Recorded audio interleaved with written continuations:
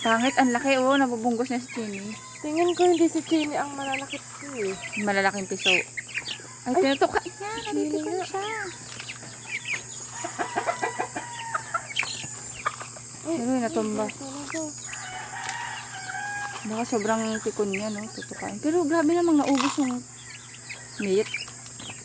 Dapat iiwanan lang yan ng patay. Hindi naman ganun yung manok, di ba? Tutungan sila. Wawa, nalumpo dito lang. Pinutungan nga niya. Yan, kasi pasiba kayo eh. Nag-isa mo naman. Hen pa rin yan. Hindi naman kaya. Bruha. Bruha pa rin.